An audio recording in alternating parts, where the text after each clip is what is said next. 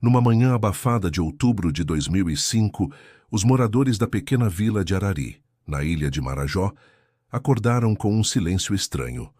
A casa da família Silva, recém-instalada na região, permanecia fechada, sem nenhum movimento, nenhum ruído de panelas, nenhuma risada infantil. O motor do gerador estava desligado. O cachorro, normalmente inquieto, não latia. Um vizinho se aproximou para verificar, mas o portão de madeira estava entreaberto e o interior da casa mergulhado em penumbra. Lá dentro, tudo parecia intacto. Utensílios, roupas, brinquedos, exceto por uma ausência ensurdecedora. Ninguém estava ali. A notícia se espalhou rapidamente pela comunidade. Jonas Silva, sua esposa Marta e os 2 filhos, Caio e Elisa, haviam simplesmente sumido. Sem sinais de luta, sem pegadas, sem testemunhas. A polícia foi acionada. Buscas foram realizadas, mas nada foi encontrado. Ao longo das semanas, surgiram rumores, desde fugas planejadas até ataques de animais. Mas nenhuma hipótese se sustentava por muito tempo.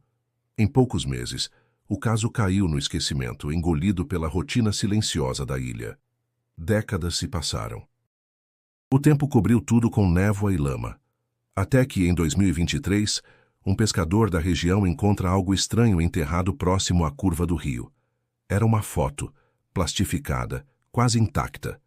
E nela, os rostos de uma família desaparecida há 18 anos. Se você gosta de histórias reais cheias de mistério, investigação e reviravoltas, inscreva-se agora no canal. Temos conteúdos assim todas as semanas, sempre com um olhar profundo e revelador. Naquela manhã de descoberta, o pescador não sabia, mas havia acabado de reacender um dos casos mais obscuros da Amazônia paraense. Uma verdade encoberta pela lama estava prestes a emergir. Jonas Silva era um biólogo apaixonado por ecossistemas amazônicos. Desde jovem, havia sonhado em viver no coração da floresta, longe do caos urbano e perto da natureza que tanto admirava. Em 2005, aos 42 anos, surgiu a oportunidade. Um projeto ambiental financiado por uma ONG internacional precisava de especialistas para atuar na ilha de Marajó. Sem hesitar, Jonas aceitou a proposta. Para ele, era mais do que trabalho. Era um reencontro com um ideal antigo. Levou consigo a esposa Marta e os filhos Caio, de 10 anos, e Elisa, de apenas 6. Marta era professora de história, calma e observadora, com um jeito afetuoso de enxergar o mundo. Embora relutante no início, decidiu apoiar o marido. Trocaria as salas de aula em Belém por uma vida mais simples, envolvida com educação comunitária. Viu na mudança uma chance de estar mais próxima dos filhos e de conhecer uma realidade diferente daquela que viveram na capital. A viagem até Arari foi longa e desconfortável, com horas de barco, estrada de terra e calor sufocante. Quando finalmente chegaram, foram recebidos por um pequeno grupo de moradores. Alguns estenderam a mão com hospitalidade sincera, outros mantiveram distância. Havia curiosidade nos olhares, mas também certa desconfiança, típica de comunidades isoladas, pouco acostumadas a forasteiros. A casa onde iriam morar ficava em um terreno elevado, com vista para o rio. Simples, construída em madeira rústica, mas espaçosa o suficiente para acomodar a família. Jonas logo começou a montar um pequeno laboratório improvisado nos fundos, enquanto Marta organizava as primeiras aulas comunitárias com crianças da vila.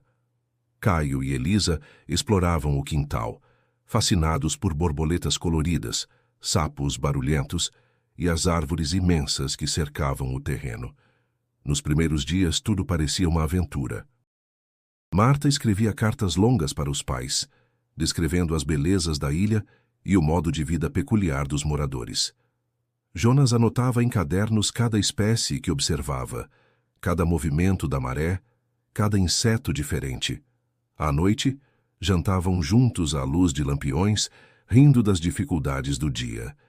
Mas com o passar das semanas, algo mudou no ar. Jonas percebeu que alguns dados da fauna estavam inconsistentes.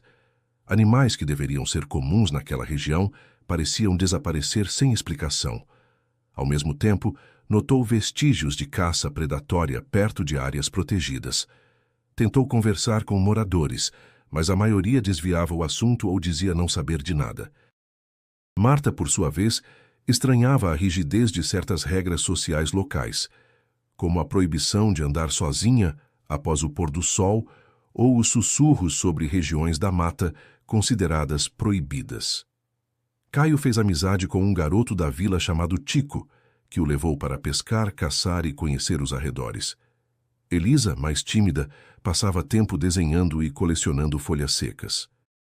Um dia Caio voltou assustado de uma de suas expedições, dizendo ter visto um homem estranho, parado no meio da trilha, observando em silêncio. Tico minimizou, dizendo que devia ser algum pescador. Jonas riu e disse para o filho não se impressionar com qualquer coisa. Mas Marta não riu. Com o tempo, a empolgação deu lugar a uma tensão silenciosa. Pequenos eventos começaram a se acumular. O motor do gerador falhava sem motivo. Ferramentas desapareciam e reapareciam dias depois, em lugares improváveis. Um cachorro da vizinhança apareceu morto com marcas incomuns no pescoço. Marta passou a sentir calafrios à noite, jurando ouvir sussurros vindos da mata. Jonas seguia tentando manter a normalidade, mas registrava tudo minuciosamente em seus cadernos. Apesar dos estranhamentos, os Silvas insistiam em se adaptar. Não queriam desistir do sonho, nem alimentar paranoias. Marta decidiu começar um diário pessoal onde colocaria o que sentia, via e suspeitava.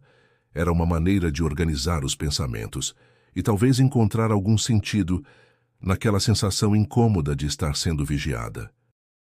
A casa permanecia aparentemente tranquila, mas o ambiente ao redor parecia cada vez mais carregado. E mesmo sem perceberem, a família já havia cruzado uma linha invisível entre o acolhimento e o aviso. Um limiar onde os sinais do desconhecido começavam a se intensificar. O primeiro acontecimento estranho ocorreu numa manhã nublada, quando Jonas encontrou uma série de pegadas circulando a casa. Eram marcas profundas na lama, mais largas do que pés comuns, dispostas em padrões irregulares. Ele analisou com atenção, mas concluiu que poderiam ser de algum morador passando durante a noite. Marta discordou. Ninguém ali circulava à noite e todos sabiam disso. Ainda assim, Jonas ignorou a preocupação, atribuindo as pegadas à fauna local. Dias depois, um dos galinheiros amanheceu aberto. 2 galinhas tinham desaparecido, e as outras estavam mortas, com ferimentos que Marta descreveu como cortes precisos. Jonas novamente tentou racionalizar, talvez uma onça ou algum outro predador. Mas não havia rastros, nem sinais de invasão forçada. Ele fotografou tudo, fez anotações, mas evitou alarmar os filhos. Marta, cada vez mais inquieta, começou a escrever no diário com frequência. Registrava os detalhes que a inquietavam, as pegadas, os barulhos vindos da mata, o olhar desconfiado de alguns moradores quando passavam por ela. À noite, escutava passos leves no entorno da casa, como se alguém estivesse rodeando a estrutura. Uma vez, sentiu que algo ou alguém a observava da janela enquanto lavava a louça. Quando olhou, não viu nada, mas a sensação persistiu. Caio, por sua vez, relatou um encontro perturbador. Durante uma expedição com Tico para buscar frutas silvestres, viu um homem parado entre as árvores, com o rosto coberto por um pano preto. O estranho não disse nada, apenas ficou parado, encarando os garotos. Tico puxou Caio pelo braço e o arrastou de volta para a vila, dizendo que aquilo era coisa de gente da mata. Quando contou ao pai, Jonas descartou como imaginação ou algum caçador da região. Marta, no entanto, ficou em alerta. Na mesma semana, Jonas percebeu que instrumentos de seu laboratório haviam sumido. Um microscópio portátil, 2 seringas de coleta e um caderno de anotações haviam desaparecido. No início, pensou que tivesse guardado em outro lugar, mas procurou por dias e não encontrou. Depois, misteriosamente, o caderno apareceu dentro da geladeira desligada que usavam como armário. Ninguém da família sabia como ele foi parar ali. O clima dentro da casa começou a mudar. Marta se tornava mais silenciosa, com olheiras profundas e respostas secas. Elisa, antes brincalhona, passou a chorar sem motivo. À noite, gritava com frequência, dizendo que tinha alguém dentro do quarto. Jonas, apesar de preocupado, tentava manter a lógica e a razão. Dizia que tudo era adaptação, que estavam apenas se acostumando ao ambiente. Mas seus olhos o traíam. Ele também estava inquieto. Num fim de tarde chuvoso, Marta encontrou algo perturbador. Próximo ao rio onde costumava lavar roupas, havia um animal morto, um cachorro coberto de lama e com um símbolo esculpido no couro da barriga. Era um círculo cortado por uma linha vertical. Nunca tinha visto nada parecido. Mostrou a Jonas, que empalideceu, mas decidiu não envolver a comunidade. Queimaram o corpo em silêncio. A tensão atingiu um novo patamar quando a família passou a ouvir sussurros à noite, frases desconexas vindas do mato. Às vezes pareciam risadas abafadas. Jonas chegou a sair armado com um facão, mas nunca encontrou ninguém. Naquela semana, Marta escreveu no diário: "Não é mais só desconfiança. Tem alguém aqui. Alguém que quer nos assustar, e está conseguindo." O motor do gerador começou a falhar sem explicação. Jonas desmontou e remontou várias vezes, sem achar o defeito. Nas noites sem luz, a escuridão parecia se aproximar das paredes. As crianças dormiam com os pais, e Marta passou a manter uma faca ao lado da cama. Mesmo diante de tantos sinais, Jonas resistia a tomar qualquer decisão. Insistia que estavam apenas sendo testados pelo isolamento. Mas Marta via nos olhos do marido o medo que ele não admitia. Algo o cercava, algo invisível, presente, paciente. Que à medida que os dias se acumulavam, o medo deixava de ser sensação, tornava-se certeza. Aos poucos, a presença dos Silvas passou de novidade a incômodo. O que antes era curiosidade nos olhares dos moradores, agora se tornava desvio. As conversas cessavam quando algum deles se aproximava. Jonas, que inicialmente era bem recebido por seu conhecimento e disposição, passou a ser tratado com formalidade fria. Marta sentia os sorrisos murcharem assim que virava as costas. Até as crianças da vila começaram a evitar Caio e Elisa. O motivo parecia difuso. Talvez fossem os comentários de Jonas sobre práticas locais que considerava nocivas ao meio ambiente. Ele havia questionado diretamente um grupo que caçava tracajás, espécie protegida, e foi advertido em tom áspero para cuidar da própria vida. Marta também teve atrito com a mãe de um aluno após criticar um ritual de batismo realizado às margens do rio. "A senhora não entende a fé daqui", ouviu como resposta, antes de ser cortada com um olhar carregado. Certa tarde, um velho pescador chamado Anísio se aproximou da casa. Trazia um saco de peixes que entregou a Marta com mãos trêmulas. Sentaram-se no alpendre, enquanto ele observava a mata em silêncio. Depois de um tempo, falou com voz rouca: "Vocês estão mexendo onde não devem. Essa terra aqui guarda mais do que bicho e mato." Marta tentou entender, mas ele se levantou, apenas apontou para o norte, em direção à floresta, e disse: "Evitem a curva dos ossos." E foi embora. Jonas achou a história fantasiosa, mas Marta não riu. Procurou no mapa da região e localizou uma área descrita apenas como ponto interditado. Tentou perguntar aos moradores, mas ninguém sabia ou queria comentar. Um dos homens do armazém foi direto: nem devia estar olhando isso. Aos olhos da vila, os Silvas haviam ultrapassado limites invisíveis. Havia códigos que não constavam em livros ou placas. Era o tipo de conhecimento que se transmitia pelo medo, pelo silêncio e pela repetição. E a insistência da família em questionar, mesmo que com boas intenções, os colocava em rota de colisão com algo ancestral. Na escola improvisada, Marta notava que os alunos estavam mais dispersos. Um deles, de apenas 8 anos, recusava-se a entrar na sala, dizendo que a professora tinha o olho errado. Outra menina chorou ao ver Elisa e pediu à mãe que mudasse de turma. As crianças falavam de vozes da mata, de pessoas de lama e de gritos que não eram de gente. Marta tentava acalmar, dizendo que eram apenas histórias, mas as expressões sérias e assustadas indicavam o contrário. Em casa, as noites se tornavam mais pesadas. Caio começou a dormir mal, com pesadelos constantes. Elisa passava o dia com a boneca preferida no colo sem falar muito. Jonas, cada vez mais tenso, tentava seguir com seu trabalho, mas a sensação de estar sendo observado o acompanhava até dentro do laboratório. Marta escreveu no diário: "Estamos cercados de silêncio, um silêncio que grita quando tentamos entender. Parece que a ilha quer nos expulsar, mas não por palavras, nem por presságios." Numa madrugada úmida, ouviram um som agudo vindo do quintal.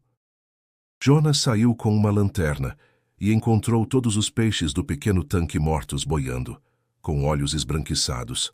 Ao lado, um pedaço de pano preso a um galho. Era um retalho escuro, bordado com o mesmo símbolo que haviam visto no cachorro morto. Jonas não disse nada. Pegou o pano, queimou e não contou à esposa. No dia seguinte, Marta recebeu uma visita inesperada. Dona Lourdes, uma das moradoras mais antigas, bateu à porta e entrou sem pedir licença. Sentou-se, segurou as mãos de Marta com força e disse: "Se vocês têm fé, reze, e se não têm, inventem alguma, porque o que mora aqui não entende razão, só medo." Depois, levantou e foi embora. Aquilo ficou martelando na mente de Marta. Começou a acender velas dentro de casa. Colocou sal nas janelas. Passou a rezar baixinho. Por precaução ou desespero, não sabia ao certo. Havia uma energia no ar que ela não compreendia, mas que sentia o tempo todo. E mesmo tentando se proteger, a família já estava envolvida demais para voltar atrás. Na primeira semana de setembro, Marta escreveu no diário com letras trêmulas: "Estamos no limite. Sinto que algo vai acontecer." Os olhos da mata nos acompanham. A tensão dentro da casa já não era apenas sensorial, era concreta, pesada, sufocante. O ambiente parecia se comprimir a cada dia. Jonas tentava manter a rotina, mas sua expressão estava marcada pelo cansaço. O brilho dos primeiros dias havia desaparecido. Marta passou a escrever com mais frequência, registrando tudo em detalhes. Anotava desde os sons que escutava nas madrugadas até o comportamento estranho das crianças.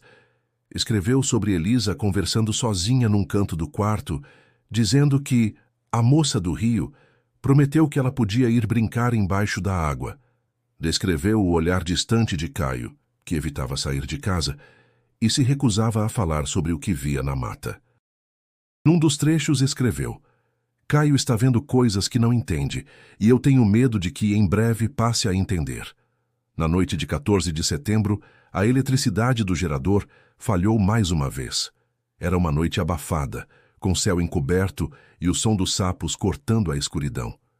Marta acendeu 3 velas e tentou acalmar os filhos. Jonas, exausto, dormiu cedo. À meia-noite, Marta ouviu barulhos vindos do quintal.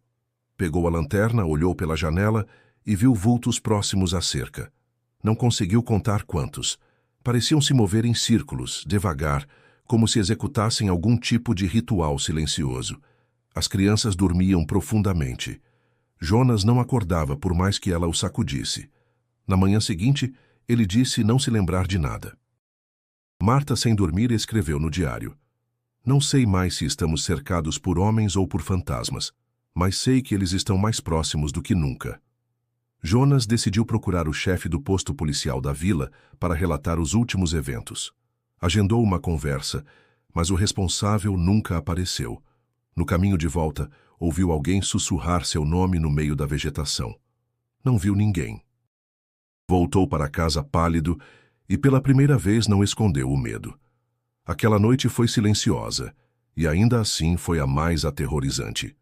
No dia 16, Marta escreveu pela última vez no diário: "A floresta está respirando mais perto. Estamos nos apagando pouco a pouco. Se encontrarem isso, saibam que tentamos resistir. Mas algo aqui quer nos engolir." Essa foi a última entrada. No dia 18, a casa estava silenciosa demais. Nenhuma fumaça na chaminé improvisada, nenhum movimento no quintal. Dona Lourdes passou pela frente e achou estranho. Voltou horas depois e encontrou tudo igual.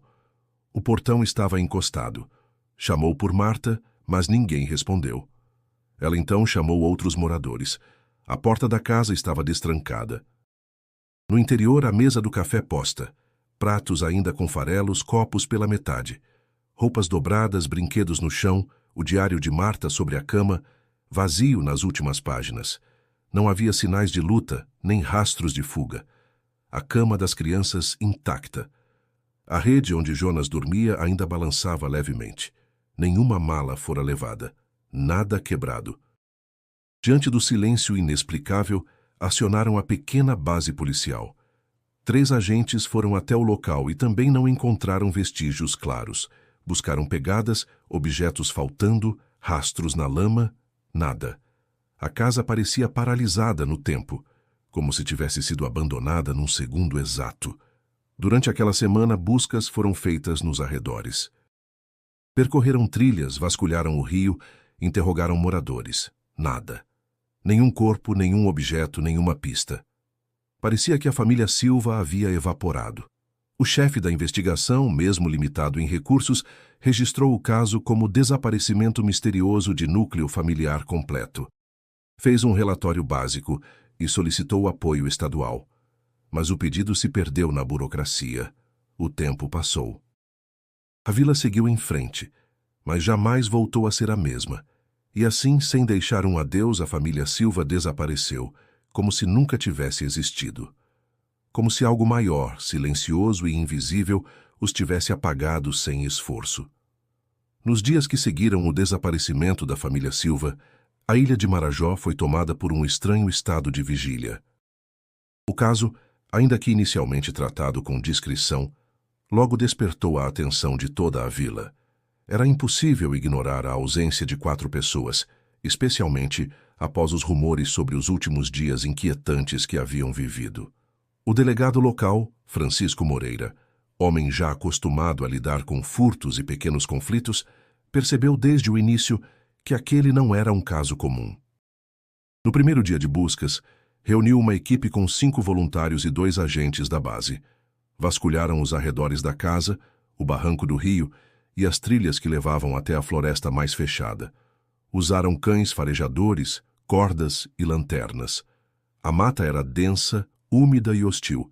Havia sinais de trilhas, mas nenhuma pegada clara, nenhum pano rasgado, nenhum fragmento de mochila.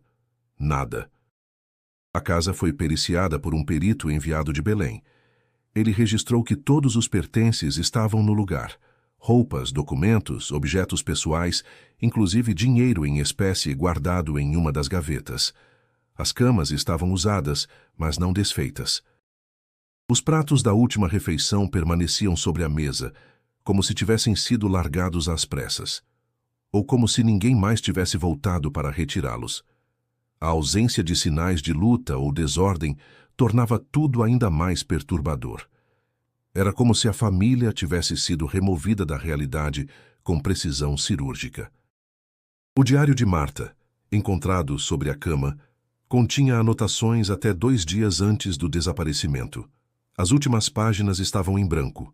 Nenhuma carta de despedida, nenhuma pista. O caderno de Jonas, com registros biológicos, também foi encontrado, mas parava abruptamente em uma anotação sobre comportamento incomum de algumas espécies noturnas. Ao longo da primeira semana, a vila se envolveu nas buscas. Canoeiros exploraram os afluentes próximos, pescadores examinaram os trechos mais fundos do rio. Algumas vozes sugeriram que poderiam ter fugido, mas a hipótese foi logo descartada. Nenhum transporte fora visto saindo da ilha. Nenhum barco havia desaparecido. Além disso, por que fugiriam sem levar absolutamente nada? O clima entre os moradores oscilava entre medo e silêncio. Muitos evitavam conversar com os investigadores. Alguns diziam que era melhor não mexer com certos assuntos. Outros afirmavam que o desaparecimento era um castigo por terem desrespeitado os limites da ilha. O nome Curva dos Ossos voltou a circular em cochichos e orações murmuradas. Ao fim da segunda semana, as buscas oficiais foram encerradas. O relatório do delegado Francisco classificou o caso como desaparecimento coletivo sem elementos conclusivos. A solicitação de reforços feita ao governo do estado não teve resposta imediata. O caso ficou estagnado nos arquivos de uma delegacia distante e esquecida. A imprensa local chegou a publicar pequenas notas, mas sem grandes repercussões. Com o tempo, o nome da família Silva desapareceu das manchetes e das conversas. O silêncio retomou seu lugar de domínio. Anos depois, ao ser entrevistado para um jornal de Belém, o delegado Francisco afirmou: "Eu sabia que havia algo estranho ali. Nunca vi uma casa tão cheia e tão vazia ao mesmo tempo." Mas a verdade é que ninguém quis continuar investigando. Era como se existisse uma parede invisível entre nós e aquele caso. No entanto, alguns moradores nunca esqueceram. Dona Lourdes, por exemplo, passou a deixar velas acesas todos os meses em frente à antiga casa dos Silvas. Anísio, o velho pescador, se recusava a passar perto do local. Disse certa vez que em noites de chuva ainda se ouvia um sussurro vindo das paredes, vozes que não pediam ajuda, mas alertavam: "Não se aproximem." E assim, a família Silva foi lentamente engolida pelo esquecimento. O tempo avançou, a vila mudou, e novos moradores sequer sabiam que um dia existiu ali uma casa habitada por 4 pessoas que simplesmente sumiram. Mas a mata sabia. A ilha sabia. O tempo, que deveria trazer respostas, apenas aprofundou o silêncio em torno do desaparecimento da família Silva. A casa onde moraram ficou abandonada, entregue à vegetação que lentamente cobria as paredes e engolia as janelas. Ninguém mais se aproximava do terreno. O espaço passou a ser evitado, como se carregasse um tipo de energia que a todos repelisse. Os mais velhos chamavam de a casa morta. Com o passar dos anos nasceram lendas. As crianças passaram a brincar de casa dos fantasmas, mas nunca ousavam ir até lá. Diziam que, se alguém ficasse parado em frente à porta à meia-noite, escutaria uma voz chamando pelo nome. Histórias sobre sombras na janela, vultos entre as árvores e barulhos de passos dentro da casa se tornaram comuns nas noites de conversa. A ilha de Marajó, já envolta por mitos e crendices, adicionava mais um ao seu acervo sombrio. A floresta em volta também passou a ser evitada. A trilha que levava até a curva dos ossos ficou coberta de mato, esquecida pelos mais jovens e temida pelos antigos. A área ganhou um novo nome entre os locais: a Beira do Sumiço. Muitos juravam que ali o tempo se comportava de forma estranha. O sol parecia se esconder mais rápido, os sons da mata sumiam e até os pássaros deixavam de cantar. O espaço era descrito como imóvel, suspenso, como se pertencesse a outro tipo de realidade. Com a ausência de explicações, surgiram as versões. Uns diziam que a família havia sido levada por uma seita que atuava nas profundezas da floresta. Outros acreditavam em tráfico humano ou vingança de algum grupo ambiental clandestino. Também houve quem falasse em rituais antigos, praticados por moradores que ainda seguiam crenças esquecidas. Mas nenhuma teoria era comprovada. Tudo era dito em cochichos, sempre com olhares lançados por cima do ombro. Alguns moradores, no entanto, mantinham suas certezas caladas. Pessoas como Dona Lourdes e o velho Anísio, que haviam presenciado mais do que podiam contar. Eles sabiam que, por trás das palavras mistério e desaparecimento, havia uma outra coisa: omissão. Não apenas da polícia, mas da própria comunidade que, por medo, aceitou o esquecimento como alívio. Houve quem tentasse investigar por conta própria. Um jornalista da capital passou uma semana na vila, colhendo depoimentos e tentando entender os arquivos do caso. Foi embora assustado, segundo disseram. Outros curiosos vieram, mas encontraram portas fechadas, respostas vagas e um clima pesado, difícil de suportar por muito tempo. A ilha parecia rejeitar qualquer tentativa de trazer o passado à tona. Mesmo assim, os vestígios permaneciam. Moradores relatavam sonhos estranhos após passarem perto da casa dos Silvas. Alguns viam vultos entre os troncos das árvores, figuras humanas que desapareciam quando olhadas diretamente. Um homem chegou a afirmar que escutou risadas infantis vindas do mato, seguidas de um choro abafado. Outro, pescador experiente, jurava que via pegadas humanas na lama da margem, pequenas como de uma criança. A polícia, depois de anos sem tocar no assunto, se referia ao caso como ocorrência encerrada.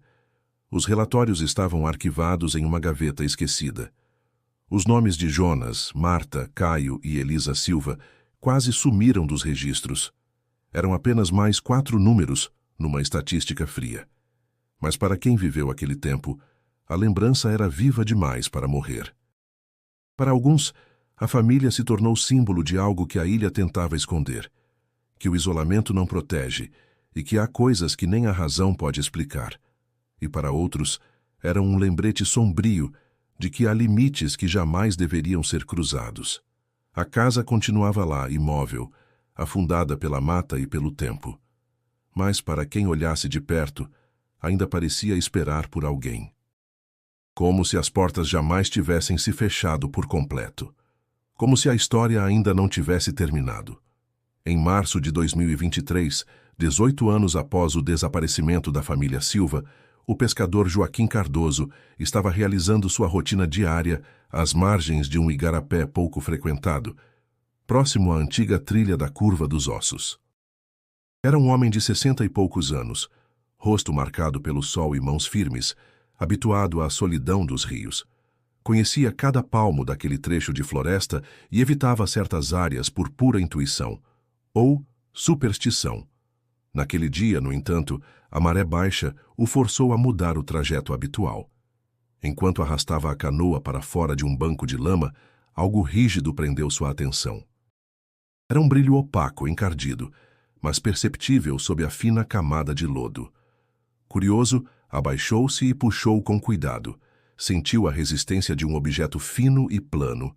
Limpou com os dedos e, aos poucos, a imagem começou a aparecer. Uma fotografia, plastificada, protegida por uma capa já amarelada pelo tempo. A princípio, não reconheceu os rostos. Era uma imagem simples, uma família sorrindo diante de uma casa de madeira. Um homem de cabelos curtos, uma mulher com vestido floral, 2 crianças, um menino e uma menina. Os olhos vivos, as expressões serenas. Mas havia algo naquela imagem que incomodava Joaquim. Como se já tivesse visto aquelas feições em outro lugar. Guardou a foto no saco com os peixes e seguiu o dia inquieto. Ao chegar em casa, lavou o plástico com mais cuidado, retirando as impurezas. Foi então que lembrou. Aquela era a família que sumira anos antes. Os Silvas. A mesma história que ele ouvira dezenas de vezes e que sempre evitava comentar. Era impossível esquecer o olhar da menina ou o gesto contido do homem na imagem. No dia seguinte, procurou Dona Lourdes, a mais velha da vila. Ao mostrar a foto, ela levou a mão à boca e chorou baixinho. "É eles", sussurrou. "Meu Deus do céu, é eles." Joaquim perguntou se devia contar às autoridades. Ela hesitou, mas disse que sim. Já se passou tempo demais. Talvez agora escutem. O pescador levou a imagem à delegacia mais próxima, em Saure. O policial que o atendeu parecia cético até ver a fotografia. Recolheu o objeto, registrou o depoimento e prometeu encaminhar à capital. Mas a notícia correu mais rápido que o processo oficial. Em poucos dias, a história ressurgiu entre os moradores da ilha, reacendendo antigas memórias e antigos medos. O local onde Joaquim encontrou a foto foi revisitado. Tratava-se de uma área próxima à margem de um afluente isolado, pouco usado por pescadores. A lama era densa, o solo instável, mas ali mesmo escavaram com ferramentas simples.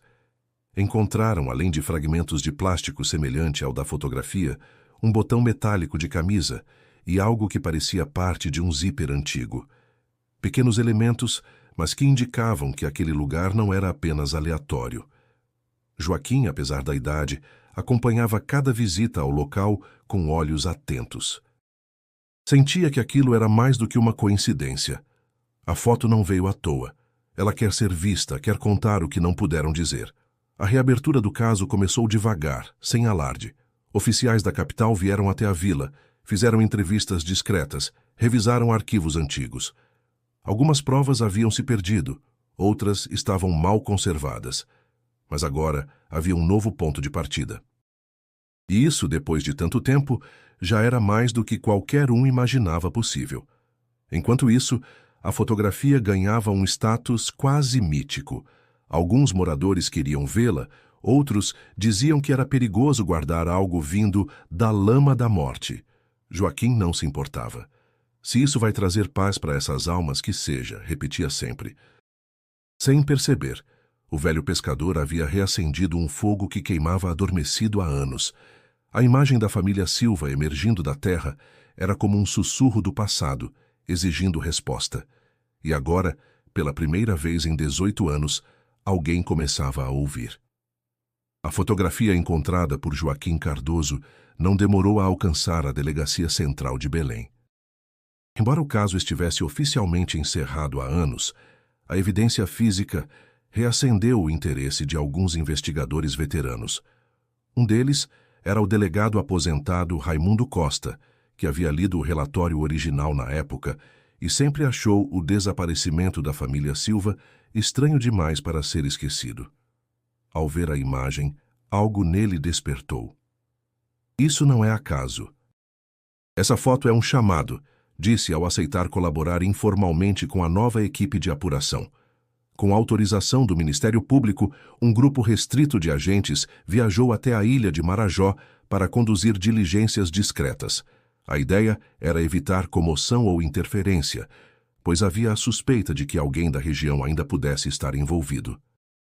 A primeira etapa foi reconstituir os últimos registros da família Silva. Reviraram papéis antigos, entrevistas arquivadas, perícias incompletas. A constatação foi imediata. O caso havia sido mal conduzido desde o início. Informações cruciais foram ignoradas, evidências jamais coletadas. Com base no depoimento de Joaquim, os investigadores isolaram a área onde a fotografia havia sido encontrada. Durante escavações superficiais, além dos fragmentos de plástico e do zíper mencionado anteriormente, localizaram algo novo, uma pulseira infantil, trançada em linhas vermelhas e verdes, com uma pedrinha azul no centro. Dona Lourdes foi chamada para a identificação e confirmou. Era da Elisa. A Marta contou que comprou essa pulseirinha para ela no dia em que chegaram. A descoberta foi registrada e enviada para análise forense. Além disso, encontraram pedaços de tecido já em decomposição enterrados próximos ao local. Amostras foram colhidas para testes de DNA, comparativos com parentes vivos da família. O que mais intrigava os agentes era a posição dos objetos. Eles não pareciam ter sido arrastados pela maré ou enterrados por acidente. Estavam organizados, como se alguém os houvesse colocado ali com cuidado. As suspeitas se tornavam mais fortes.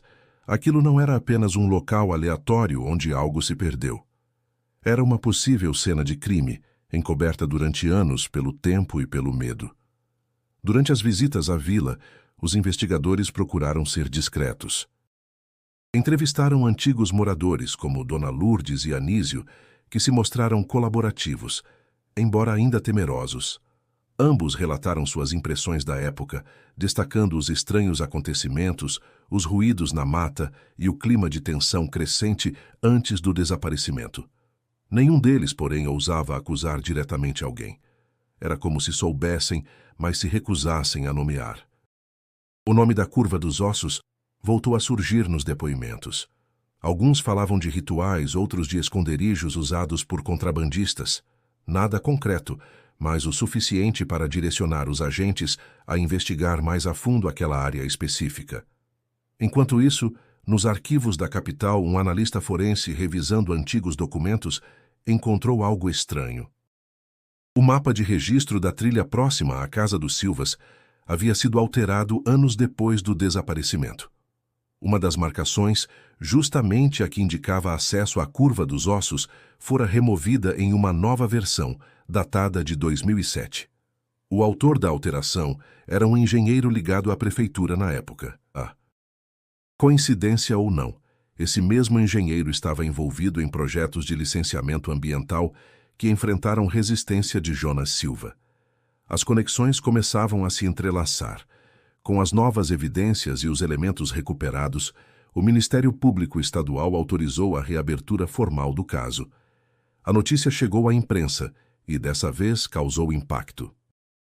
Manchetes estamparam: Caso Silva reaberto após 18 anos. Pescador encontra evidência misteriosa na ilha de Marajó. A comoção foi imediata. Jornalistas voltaram à região e o nome da família voltou aos noticiários nacionais. Mas, por trás da comoção pública, a investigação seguia com cautela. A equipe sabia que mexia em algo antigo, enraizado e ainda protegido por silêncios profundos.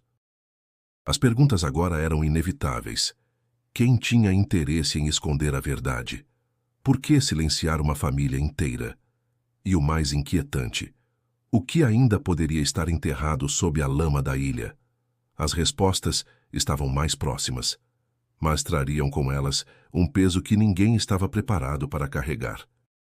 Com a reabertura do caso e as novas buscas ao redor da antiga casa dos Silvas, os investigadores decidiram explorar minuciosamente o terreno onde a família viveu. A construção, embora tomada pela vegetação e parcialmente desabada, ainda mantinha a estrutura básica. O assoalho de madeira estava podre, mas parte dele resistia. Num canto da antiga sala, um dos peritos percebeu uma leve elevação sob o chão. Retiraram as tábuas com cuidado e encontraram ali, envolto em plástico grosso e já parcialmente deteriorado, um caderno espesso, o diário original de Marta. O objeto foi enviado imediatamente para análise e restauração. Parte das páginas estava ilegível, comidas pela umidade e pelo tempo, mas um trecho considerável permaneceu intacto. Quando Raimundo Costa leu os primeiros registros, sentiu um frio subir pela espinha. Não era apenas um diário pessoal. Era uma denúncia disfarçada de memórias, um relato de perseguição, medo e tensão crescente, uma testemunha silenciosa dos dias que precederam o sumiço. Marta detalhava os acontecimentos com lucidez dolorosa. Escrevia sobre vultos na floresta, sobre os sussurros ouvidos à noite e, principalmente, sobre a sensação constante de estarem sendo observados. Mas o que mais chamou a atenção dos investigadores foram as anotações sobre Jonas. Segundo Marta, ele havia descoberto uma trilha clandestina usada para transportar animais silvestres, madeira e ervas raras da floresta. Havia indícios de que o comércio era facilitado por pessoas influentes da região, incluindo funcionários públicos e políticos locais. Jonas planejava denunciar o esquema. Chegou a preparar um dossiê com nomes, datas e locais. Marta não sabia onde ele o havia escondido, mas mencionava que o marido estava cada vez mais paranoico, com medo de ser seguido. Numa das páginas ela escreveu: Ontem, Jonas disse que eles sabem. Ele acha que alguém leu os cadernos. Pedi para deixarmos tudo e irmos embora. Ele disse que não podemos, que seria covardia. Que a floresta merece justiça. A partir dali as entradas se tornavam mais intensas. Marta relatava que pessoas estranhas estavam rondando a casa, que encontraram uma cruz feita de ossos na porta, que o barulho de um remo à noite no rio se repetia há 3 dias seguidos. E então, na véspera da última anotação, escreveu: Jonas me prometeu que entregará tudo amanhã. Disse que, se não voltar até o almoço, é para eu fugir com as crianças. Mas para onde? Eles estão por toda parte. A escrita terminava ali, mas era o suficiente para mudar completamente a perspectiva do caso. A descoberta do diário caiu como uma bomba dentro da investigação. O desaparecimento deixava de ser uma simples tragédia isolada e passava a ser potencialmente vinculado a uma rede de crimes ambientais, com participação de figuras influentes. A pergunta que pairava agora era: quem sabia disso na época? E quem teria interesse em apagar qualquer vestígio? Raimundo Costa lembrou de um boletim de ocorrência feito em 2004 por um outro morador da região que também denunciava extração ilegal. Na época, o caso foi engavetado. O denunciante desapareceu meses depois e sua esposa se mudou sem deixar rastro. Agora, as peças começavam a se encaixar. O diário de Marta foi digitalizado e criptografado. Não podiam correr o risco de que ele sumisse. A equipe começou a cruzar os nomes citados com registros da prefeitura e órgãos ambientais da época. Muitos ainda estavam ativos. Outros ocupavam cargos em cidades próximas. Um deles, inclusive, fora recentemente promovido dentro da Secretaria de Meio Ambiente Estadual. A tensão crescia. O silêncio da ilha, antes tão denso, parecia prestes a ser rompido. Na vila, os mais antigos sussurravam que a voz dos mortos finalmente encontrou ouvidos. E pela primeira vez em quase 2 décadas, parecia que a floresta estava devolvendo suas verdades. Com as revelações do diário de Marta e os cruzamentos feitos pela nova equipe de investigação, uma rede começou a emergir das sombras. O que antes era tratado como superstição e tragédia isolada, agora se revelava como parte de uma trama muito maior e muito mais perigosa. Jonas Silva não havia apenas esbarrado em irregularidades ambientais. Ele havia, sem saber, encostado em um sistema silencioso de corrupção enraizado há anos na ilha de Marajó. O dossiê mencionado por Marta ainda não havia sido encontrado, mas os nomes citados em seu diário começaram a ser investigados. Um deles era um antigo vereador da cidade vizinha de Anajás, que na época promovia projetos de sustentabilidade florestal, em parceria com empresas privadas. O homem, hoje aposentado, negou envolvimento, mas seu nome constava em contratos suspeitos com ONGs fantasmas. Outro nome era o de Júlio Ferreira, então chefe de fiscalização ambiental da região. Na época, Ferreira havia descartado pessoalmente a possibilidade de crime no caso dos Silvas e arquivado o inquérito preliminar por ausência de elementos. Agora, os investigadores descobriram que ele estava diretamente ligado a licenças emitidas para a extração de madeira em áreas protegidas, licenças que, em sua maioria, foram assinadas sem vistoria. As conexões avançavam. Apareciam nomes de madeireiras, cooperativas fantasmas e até militares da reserva que atuavam como facilitadores de transporte ilegal pelo rio. Jonas, com sua formação e atuação ética, era uma ameaça direta. Se tivesse conseguido expor o esquema, muita gente teria caído. Era compreensível, ainda que monstruoso, que alguém quisesse silenciá-lo. Os investigadores também perceberam que o silêncio dos moradores da vila durante todos aqueles anos não era apenas fruto do medo do sobrenatural. Havia ameaças concretas. Pessoas que sabiam demais foram afastadas. Um antigo amigo de Jonas, o barqueiro Alcides, morreu em um acidente misterioso 1 mês após o desaparecimento. Na época, disseram que o barco virou por causa da correnteza. Agora, havia dúvidas se ele não teria sido silenciado por saber demais. Dona Lourdes, pressionada pelos agentes, contou que semanas antes do sumiço da família, viu 2 homens estranhos conversando com Jonas perto da igreja abandonada. Um deles tinha tatuagens nos braços e usava um radiocomunicador. Disse que Jonas parecia alterado, como se estivesse sendo pressionado. Lourdes quis avisar Marta, mas não teve coragem. Era medo. Medo de virar mais uma sombra. Com todas essas peças em mãos, os investigadores entenderam que o desaparecimento dos Silvas não foi obra de forças sobrenaturais, como muitos acreditaram por anos. Foi uma execução planejada, silenciosa, feita com precisão por pessoas que sabiam como agir, como sumir com provas e como calar testemunhas. A operação, então, mudou de tom. Passou de uma investigação criminal a uma apuração federal. A Polícia Federal foi acionada, o Ministério Público expandiu as frentes de inquérito e uma força-tarefa sigilosa começou a ser montada. Havia nomes pesados envolvidos, inclusive figuras que hoje ocupavam cargos em Brasília. A nova linha de investigação agora buscava localizar os restos de Jonas e Marta, além de encontrar provas materiais do que os Silvas estavam prestes a revelar. Caio e Elisa, provavelmente, foram vítimas por estarem no lugar errado ou porque sabiam demais para seus poucos anos. Na vila, o clima ficou mais denso. Velhos fantasmas voltaram a caminhar entre os moradores. Joaquim, o pescador que encontrara a foto, passou a ser visto como um herói silencioso, mas temia represálias. Eles ainda estão por aí. Só tão quietos porque tá tudo aceso. Mas é só apagar a luz que voltam. A frase ficou marcada entre os agentes, porque refletia exatamente o que estavam enfrentando. Um sistema que vive na escuridão, que cresce no silêncio e que ataca quando ninguém está olhando. Mas agora, com luzes apontadas na direção certa, talvez houvesse chance de justiça. O diário de Marta, mais do que um relato íntimo, se tornava uma peça central para desmontar uma estrutura de crime e impunidade. E ao fazê-lo, talvez, dar voz àquela família que jamais teve chance de gritar. Com a investigação federal em curso e os nomes do passado voltando à tona, os moradores mais antigos da vila de Arari começaram aos poucos a romper o silêncio. Era como se algo os liberasse de uma prisão invisível que havia durado quase 2 décadas.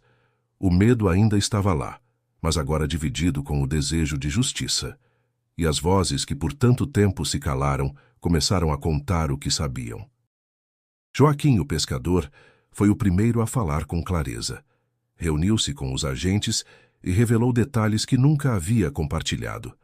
Disse que, na semana do desaparecimento dos Silvas, viu uma canoa grande ancorada em um ponto isolado do rio, onde normalmente ninguém atracava. Na embarcação estavam 3 homens, 2 com camisas pretas, um usando um chapéu de palha largo. Permaneceram ali por horas, sem pescar, apenas observando a margem. Joaquim achou estranho, mas não se aproximou. Depois dele, outros começaram a aparecer. Um ex-guardião da floresta, hoje aposentado, revelou que em 2005 havia sido procurado por Jonas para verificar uma clareira, onde encontraram armadilhas ilegais e troncos cortados recentemente. Disse que Jonas estava transtornado, anotava tudo, tirava fotos e dizia: "Isso aqui é prova, não podem continuar impunes." Esse homem, que pediu para não ser identificado, afirmou que dias depois recebeu a visita de um funcionário da prefeitura que o aconselhou a esquecer o que viu. Foi transferido meses depois para uma função distante da área de proteção. Mas foi uma mulher chamada Helenice, que à época trabalhava como cozinheira em uma pousada afastada, quem trouxe uma peça nova ao tabuleiro.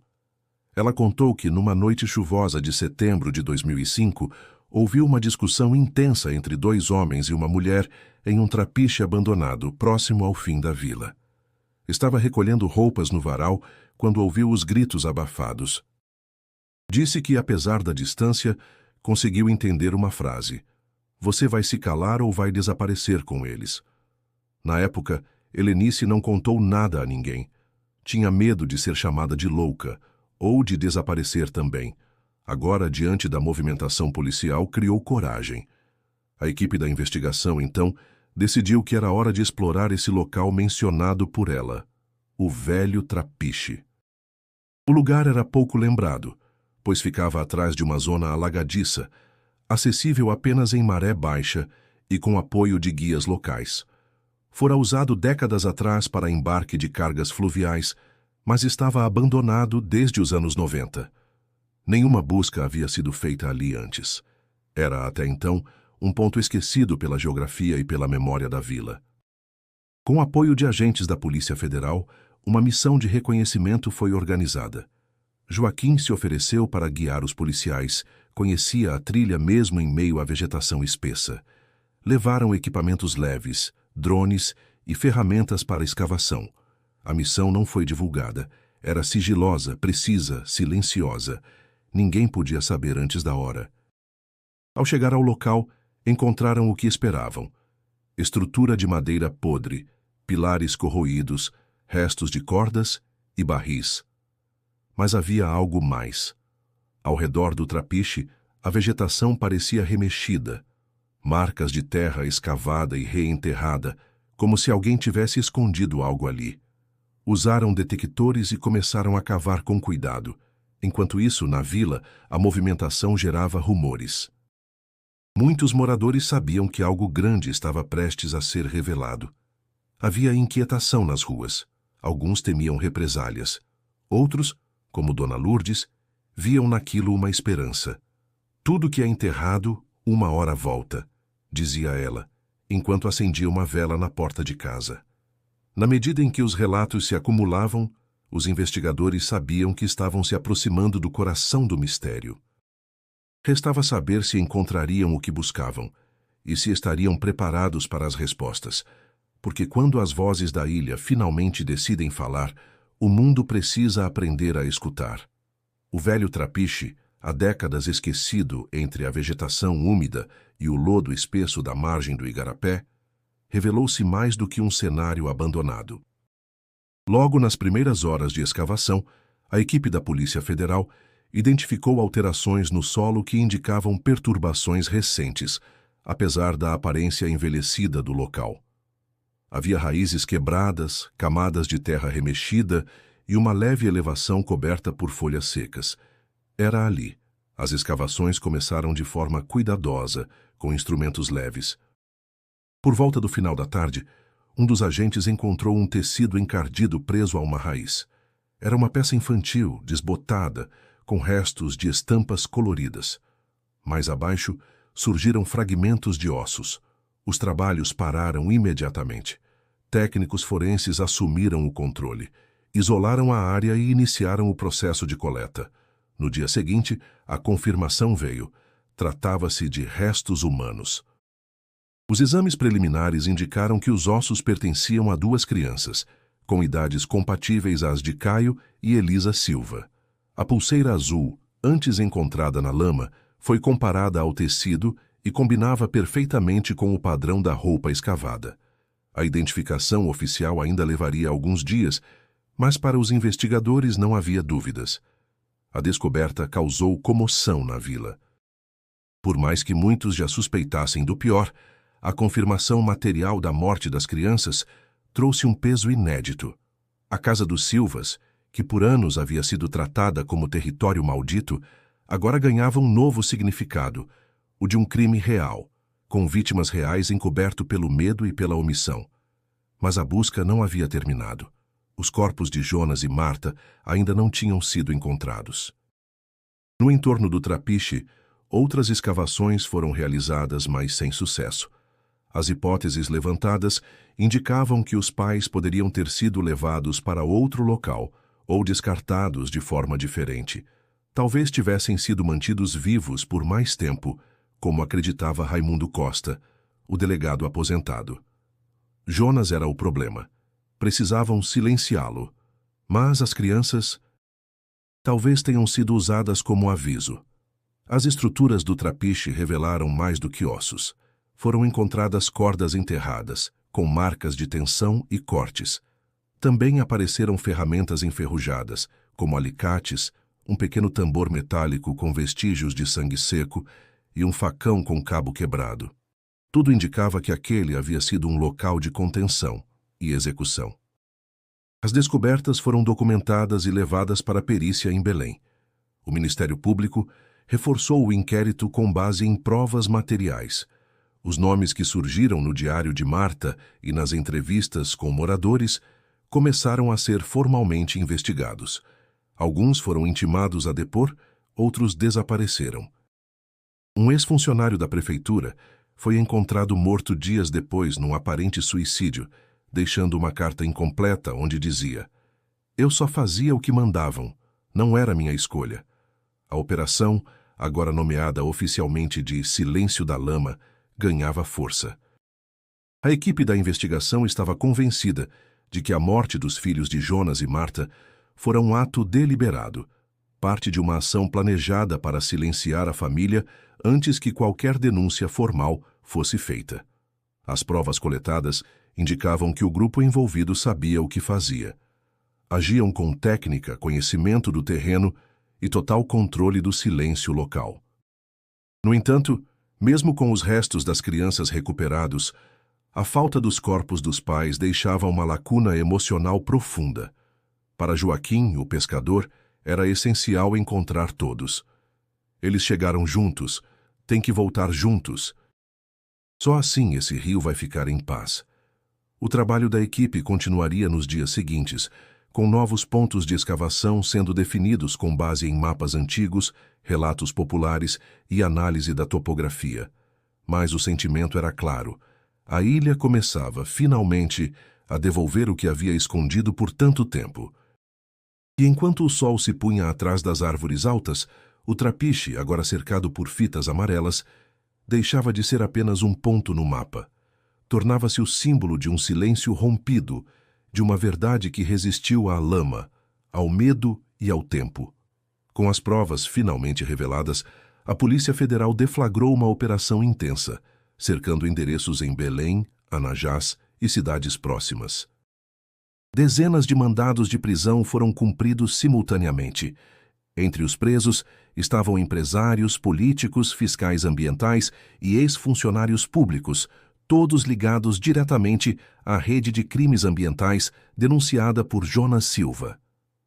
Na casa de Júlio Ferreira, ex-chefe da fiscalização ambiental, encontraram documentos antigos relacionados ao caso, incluindo anotações comprometedoras sobre pagamentos ilegais e nomes de cúmplices.